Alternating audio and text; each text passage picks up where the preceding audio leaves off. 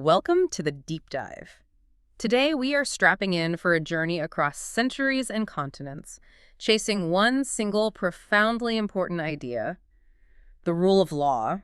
But not, the theoretical concept we read about in textbooks. We are diving deep into the historical moments, the exact pressure points where that rule was forged. Right, because it's easy to talk about the rule of law in the abstract, but our mission today is to look at these defining, often really dangerous moments in history where the highest power in the land— Like a caliph, a king, a general. Exactly. Where that person was told by the judiciary, or maybe even just by a citizen, no, you cannot cross that boundary line. Right. And these moments, they show the transition from just raw power to what we would call legitimate authority. Exactly. We are diving into moments where power meets the boundary line, and we're going to connect three, vastly separated moments in human history and geography. We're talking 7th century Medina, 18th century London, and 20th century Pakistan. And what's just utterly fascinating is how all three are focused on the exact same core, almost existential question. Who is above the law? And maybe more importantly, how did people enforce the answer to that? And the answer they arrived at, independently and centuries apart, that's what formed the true bedrock of accountability. Think about it.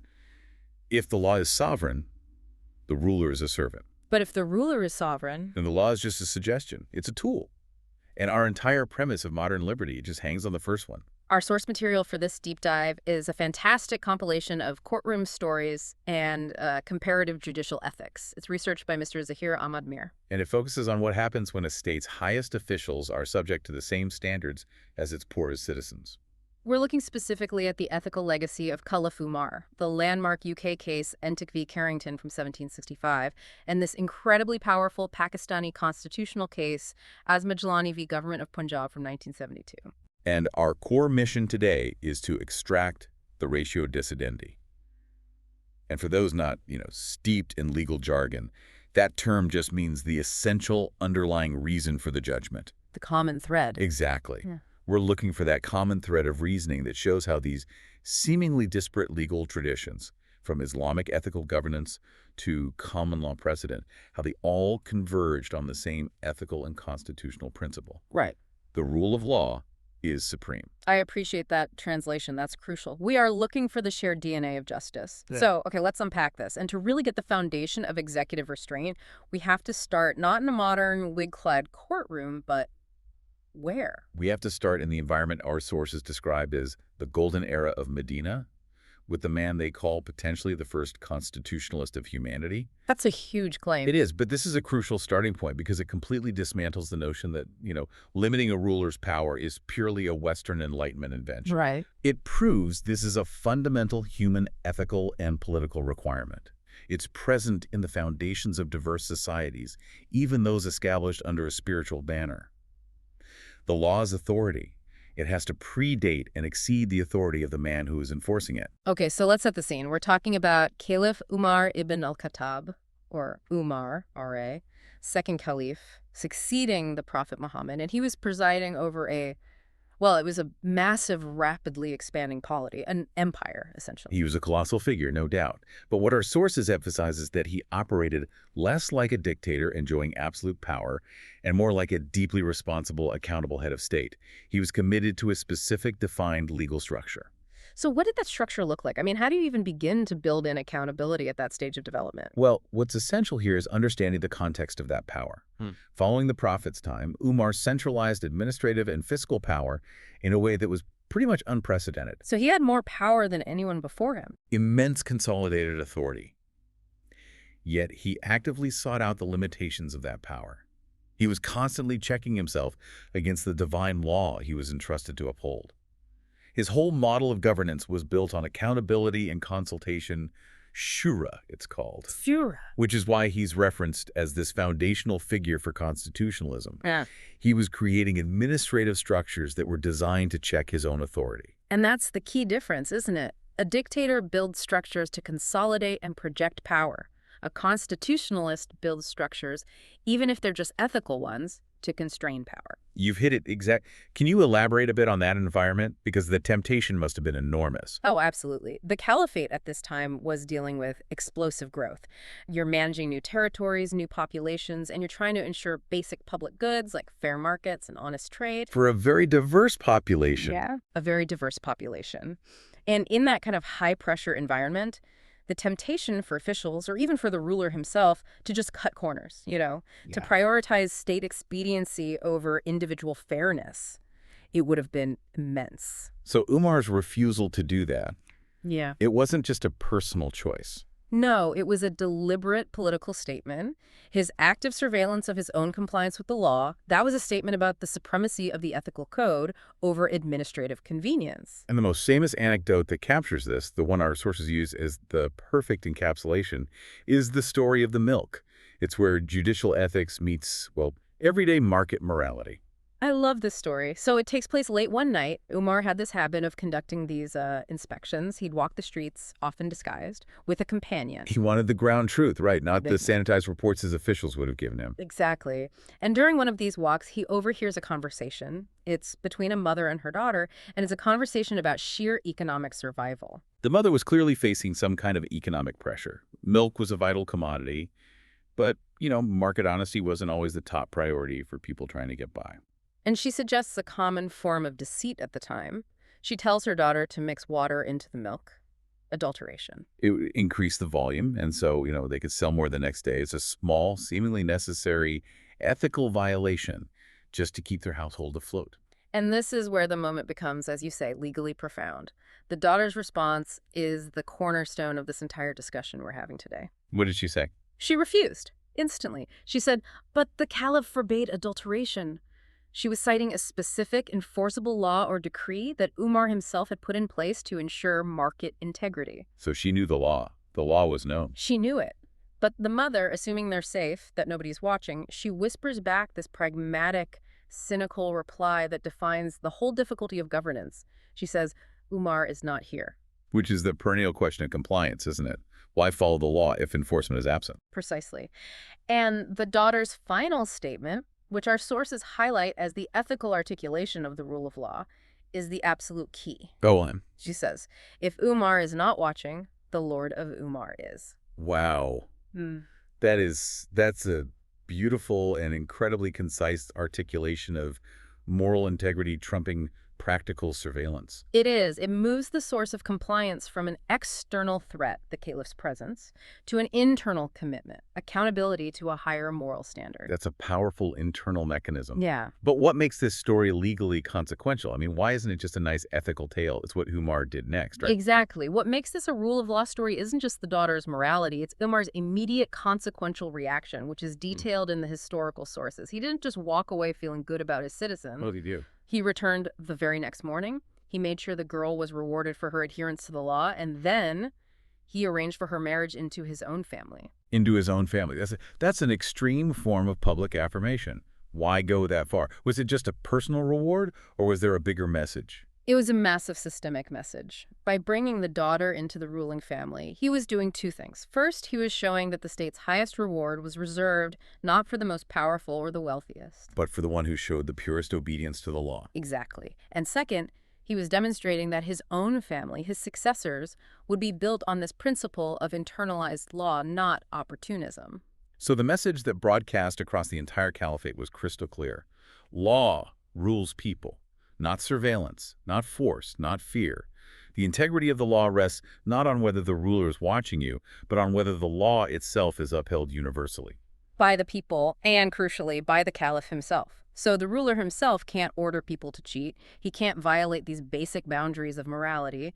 And maybe most importantly, the ruler himself was bound by the exact same rules that applied to the poorest milk seller. If he had tried to repeal that anti-adulteration law for his own benefit, he would have been violating the higher ethical standard he was sworn to uphold.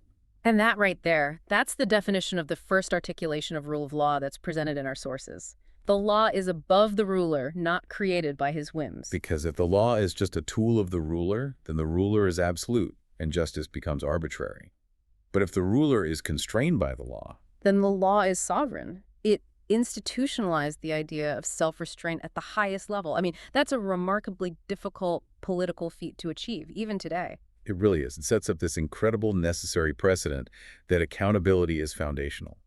If the caliph, the most powerful man in the state, has to enforce and obey the law, even when it's inconvenient, then the system has integrity. And this ancient ethical boundary, where the source of political authority bows to a higher, more stable rule, that laid the groundwork for modern limitations on executive power. And it's this exact spirit, this insistence on the limitation of supreme power, that we see reemerge, though through a completely different legal and institutional mechanism in 18th century England.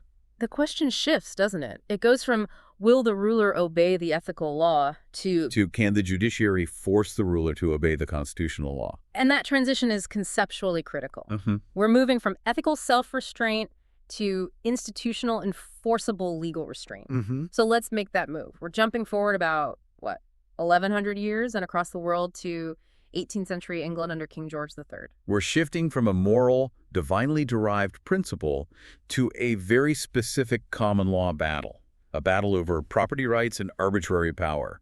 The case is Entick v. Carrington. This case it's absolutely a defining moment in British legal history, and by extension, global common law. It really is. This is the moment the courts institutionally drew a hard, enforceable line between the power of the state executive and the fundamental liberty of the individual citizen. It cemented the idea that the king has to operate within a legal framework, not just an ethical one. Right. So let's look at the conflict. The victim here, or the plaintiff, was John Entick. He was a political writer and a publisher. What was he writing that made him a target for the king's officers? Well, Entick was associated with the political opposition of the day. He was linked with figures like John Wilkes, who was notorious for publishing these highly critical, often provocative, anti-government pamphlets. So these weren't just academic critiques. They were seen as dangerous. In the 1760s, these writers were considered dangerous agitators, and the government, through the Secretary of State, Lord Halifax, wanted to suppress this dissent, and they wanted to do it violently and immediately. So the government action wasn't just administrative, it was an attempt to silence a political enemy. What exactly did the king's officers do to Entick? They conducted a massive invasive raid on his home. Our sources specify they broke doors, seized papers, and held him. But crucially, their justification for this arbitrary, highly invasive act was simple. What was it? They claimed they were acting under royal authority via a special judicial instrument known as a general warrant. A general warrant. That sounds ominous. What made it different from, say, a modern search warrant? Well, a modern warrant is incredibly specific. It has to name the person, the location, and the specific items being sought, all based on probable cause of a specific crime. Okay. A general warrant, on the other hand, was basically a license for tyranny. It didn't name Entick specifically. It didn't specify what document they were looking for. It just authorized the king's messengers to search for and seize any author, printer, or paper they suspected of seditious libel against the government. Wow. So that gives the executive branch absolute unchecked discretion to conduct searches and seizures against political opponents with no real legal basis. That's the very definition of a police state. It is. So Entick sued the officers, specifically an officer named Carrington, for trespass. And the case reached the Chief Justice of the Court of Common Pleas, a man named Lord Camden. Charles Pratt, yes. And this was a moment of immense political tension. I mean, you have to imagine Camden was facing down the inherent power of the king and the entire executive establishment. So his ruling was not just historic, it fundamentally, as our sources say, shook the monarchy. Why? How did it do that? Because it negated the entire premise of arbitrary executive action that was sanctioned by one of these general warrants. What was the specific legal maneuver he used? How did he negate that royal authority? He did something brilliant. He essentially shifted the legal burden of proof. He stated unequivocally, if it is not written in the law, the king cannot do it. Say that again. If it is not written in the law, the king cannot do it. This is one of the most important sentences in constitutional history. Why? What did it change? Well, previously, the Crown could argue something like, I can do this unless Parliament has expressly forbidden me. Camden inverted that. He said the executive power has to affirmatively find positive justification within existing statute or common law for any action it takes against a citizen's person or property. So, if the king wanted to break down a door and seize private documents, his officers needed to be able to point to a specific, pre-existing legal text, authorized by Parliament, sanctioned by the courts that permitted it. Exactly. Without that, his will, his royal authority, was legally meaningless. This is the structural check that institutionalizes the ethical restraint that Umar had modeled centuries earlier. The king might be the sovereign, but he's a sovereign under the law. Precisely. Lord Camden looked for legal authority for general warrants and found none. He declared the great end for which men entered into society was to secure their property. And the king can't just take private papers because they're politically inconvenient. So what was the outcome for Entik? Entik was ultimately awarded £300 in damages, which was a substantial sum back then, and it served as a very public, very clear judicial rebuke to the state. The idea that the government has to pay a citizen for unauthorized entry is a powerful remedy. So let's break down the specific foundations that our source material details. Beyond just property rights, what exactly did Entik v. Carrington establish for the modern world? It established multiple critical liberties. First, it reinforced due process fair treatment through the judicial system. Okay. Second, and this is crucial, it established the protection against unlawful search and seizure.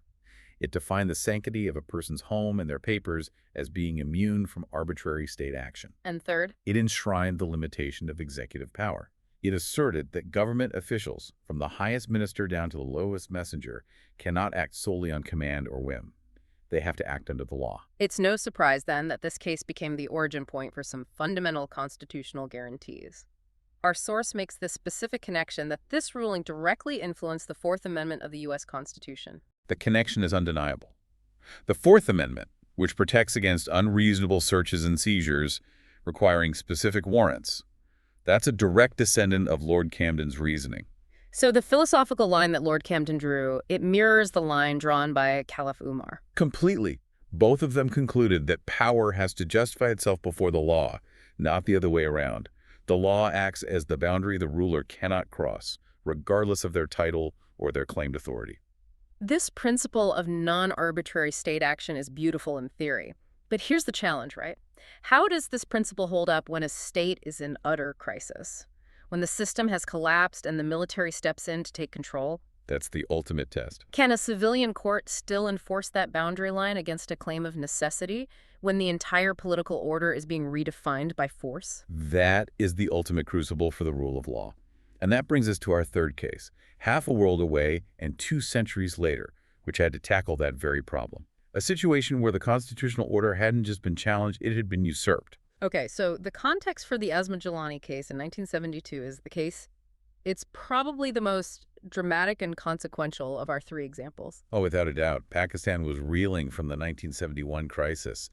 You have the political upheaval that led to the breakup of the country, immense instability, a complete breakdown of democratic governance. And then the imposition of martial law by General Yahya Khan. Right. And this was a legal and constitutional challenge that went right to the heart of national sovereignty. The Supreme Court was faced with this historic, unavoidable question. Is a usurper's martial law legal? In other words, does the mere fact that a powerful individual successfully seized control grant them legal legitimacy? Does it force the judiciary to just fall in line? Yes. It was a test whether the rule of law was structural or if it was merely circumstantial.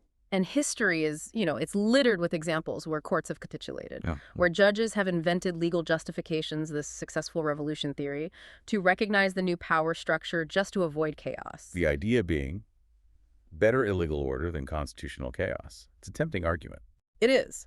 But here we have Chief Justice Hamidur Rahman heading a bench that, according to our sources, answered this question with clarity and immense courage. They understood that the integrity of the judiciary was the last defense against absolute power. So tell us about the specifics of the ruling. What was the constitutional argument they made to stand up to a military general who held all the power? The judgment was a profound declaration against the doctrine that might mixed right. The court ruled that General Yahya Khan, who had seized power, was unequivocally a usurper. A usurper. not a revolutionary. A usurper, and his entire martial law regime, all his laws, all his orders, were deemed illegal and void ab initio. Void ab initio. Let's break that down. What does that actually mean in practice? It means invalid from the very beginning. It's a powerful declaration. It means that the general's authority never existed legally. No matter how long he ruled, no matter how many decrees he issued, the source of his power was fundamentally contaminated and therefore legally null. That requires incredible resolve from a court. It does. And to make this stand, Chief Justice Rumman had to engage in what we'd call judicial self-correction. He had to reject prior dangerous precedents that had been established in the country's legal history. And that is often the hardest thing for a judiciary to do, to admit it was wrong before. So, which brings us to the specific doctrines this judgment rejected. Yes, this ruling was pivotal because it did two essential things. First, it explicitly overruled the infamous 1958 State v. Dasso case. What was the Dasso case? Dasso had previously granted legitimacy to a successful coup on the grounds that the new regime constituted a successful revolution and had therefore created a new legal order. Rahman's court essentially said, no, a coup is a coup, not a revolution. It's an illegal act of treason against the Constitution. Okay, so it overturned that precedent. What was the second thing? Second, and maybe even more conceptually critical, it rejected the dangerous doctrine of necessity. Ah, the doctrine of necessity. This comes up a lot in constitutional crises. It's the legal fig leaf that non-constitutional rulers often use to justify extra-legal actions.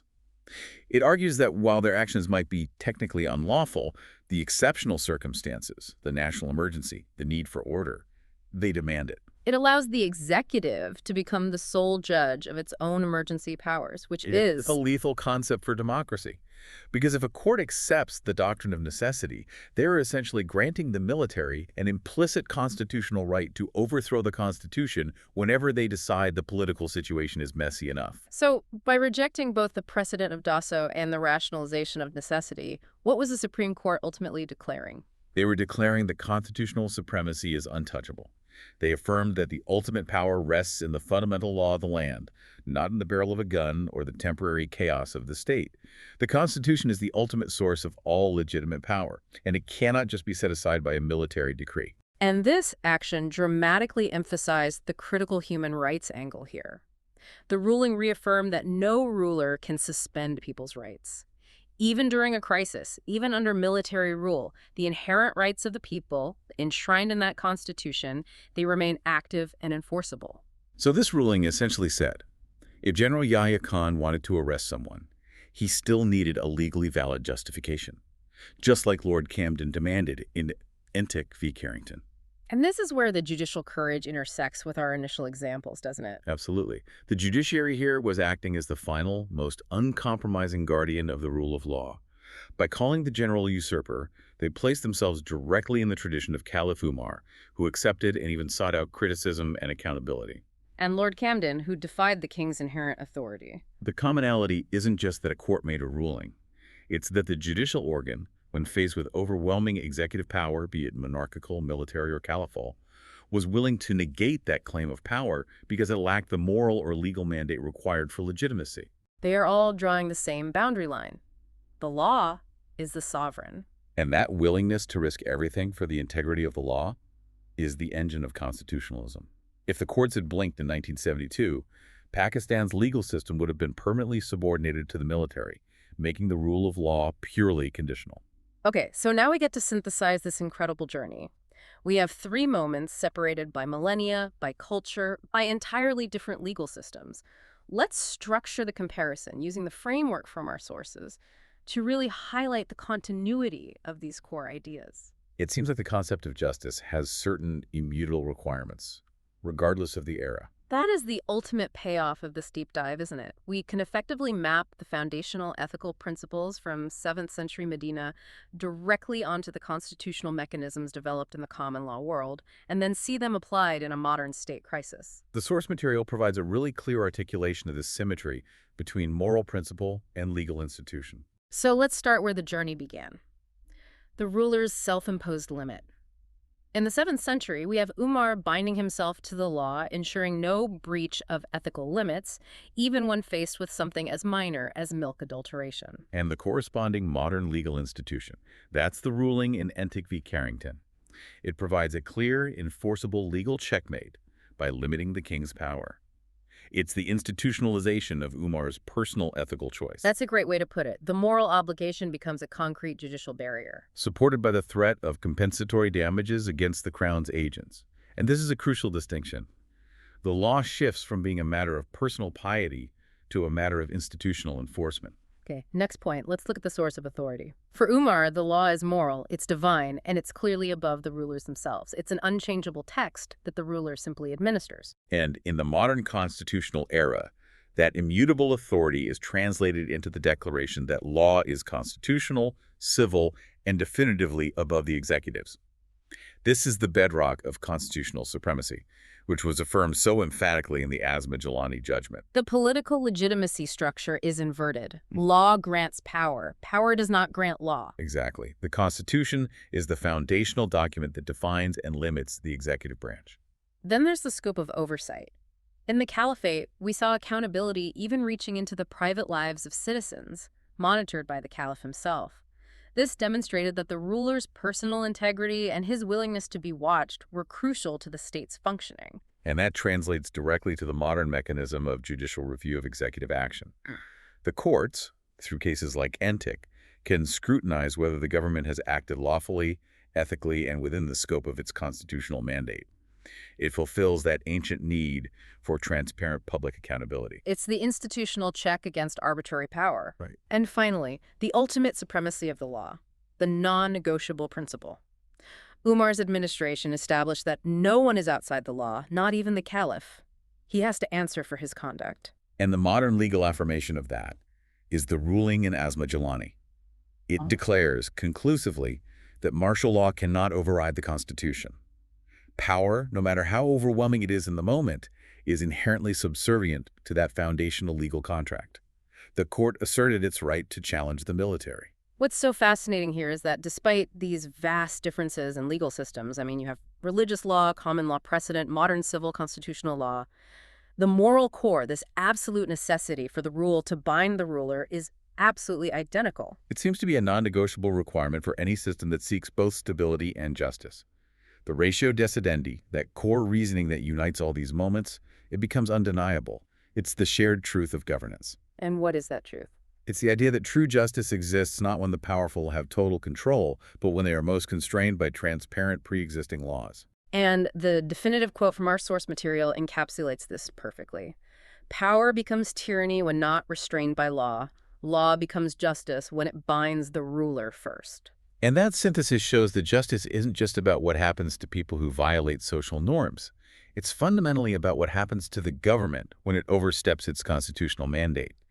These cases, together, they form the backbone of the crucial legal structures we rely on today. The whole journey just affirms that the foundation of liberty is judicial courage, the courage to say no, whether that protection comes in the form of recompense for an unlawful search or the nullification of a military decree. The principle is the same. And the enduring message, whether it's coming from Medina or London or Islamabad, it remains unchanged. A state is strong not when its rulers are powerful, but when its rulers are accountable. And that accountability is the source of its longevity and its legitimacy, which raises an important question for any state, regardless of its legal structure. What's that? How do we measure the true success of a state? Is it by its military might or its economic growth? Or is it fundamentally by the reliability and the impartiality of its judicial system to hold the government to account? History seems to suggest the latter provides the only truly stable foundation for a society that values the dignity of its citizens. The state is only as good as its weakest link in that chain of accountability. What an incredible deep dive into comparative judicial ethics. We started in the 7th century, where accountability was enforced by, the ethical integrity of a daughter and the self-restraint of a caliph. We moved to the 18th century, and we saw the legal defiance of a political writer leading to a judge who negated arbitrary royal authority by destroying the concept of general warrants. And we concluded in the 20th century, witnessing the constitutional courage of a Chief Justice who stood up to martial law and rejected that seductive fallacy of the doctrine of necessity. Our journey reaffirms the universal moral of this deep dive. The greatest test of a nation is whether its rulers obey the law. If the ruler bows before justice, the people will rise in dignity. That dignity for the people is derived directly from the constraint that's placed upon the government. And this fascinating compilation of comparative judicial ethics, which provided us with these specific historical and legal contexts, was researched and compiled by Mr. Zahir Ahmad Mir. He's a constitutional and corporate lawyer and author of many books on law, Islam, Pakistan, AI, and modern thought. When we look at these three moments, the common thread isn't the specific legal code itself, whether it's common law or Sharia. It's the immense individual human courage that was required to make the rule of law effective. That's a great point. The daughter's refusal, Lord Camden's judgment, Chief Justice Rahman's declaration, all of them took immense personal bravery to challenge the powerful executive authority of their time. The law on paper is nothing without the willingness of people to enforce it against those who hold the instruments of state force. Which brings us to our final provocative thought for you to mull over. If the law is only as strong as the ruler's willingness to enforce it against themselves, or the judiciary's willingness to defy the ruler, how do we ensure that this historical courage, which often arises from exceptional individuals, is institutionalized? How do we structure governance so that the rule of law becomes a self-sustaining system, one that's resilient to crisis and not reliant on the fleeting morality or the specific conscience of the person who happens to be in power at the time? That is the ultimate challenge of modern governance, making justice inevitable, not merely accidental. Thank you for joining us for this deep dive. We'll see you next time.